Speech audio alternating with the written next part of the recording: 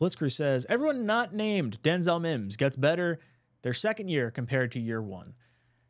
Yeah, I mean, it certainly feels like we've had a rough go of like training rookies up until like that 2022 draft. So maybe things turn around. Like, do we see that big leap from Will McDonald the same way we saw it from Jermaine Johnson? I felt like you went into training camp last year and like Richie and I went to a bunch of the practices and you're sitting there watching Jermaine Johnson just like, wow, this guy is bigger. This guy is like here to make noise.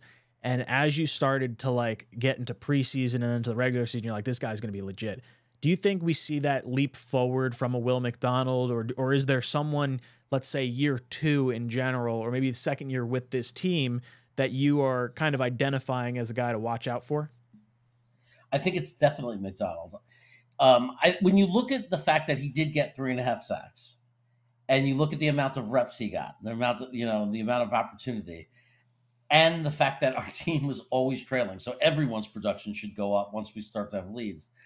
He actually could have had a great rookie year between 8 and 10 sacks in a different situation. So look at his win rate. His win rate's incredible. There was one play in special teams on the field goal or whatever when they were defending where he ended up jumping over the line of scrimmage, like literally hurdled over everybody. I think he had moments where he showed just incredible athleticism. And I am not worried at all about last year, making me think that I didn't agree with the position that they chose in the draft, but I am certainly not doubting their judgment, the athlete, and their ability to develop them. I'm expecting a big year from him, a breakout year for sure. Yeah, when you look at some of the little moments that he had, he popped off the tape.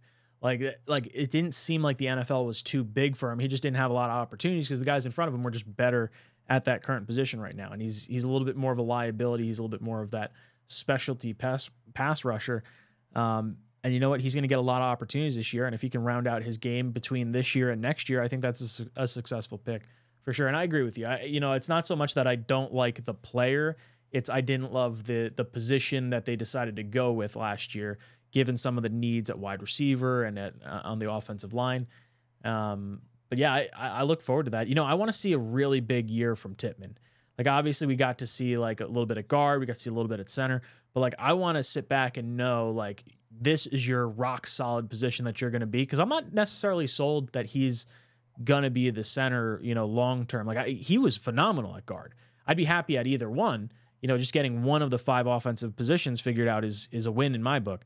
But like, do you see Tippmann as the long-term center for the New York Jets, or do you think he makes some move over to guard at some point? John Simpson's only on a 2-year contract, and we got AVT who's coming back on the 5th-year option. Yeah, I could see them moving him over, but it doesn't. I'm getting the feeling that's not what they want. I'm getting this sense that they want it to be the center.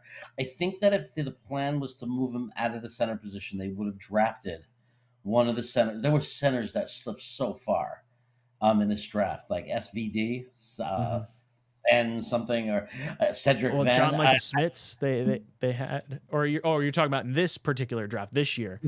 The draft, yeah, there were a lot of guys that went really further down than we thought. So the fact that they didn't take a center, and they just have Wes.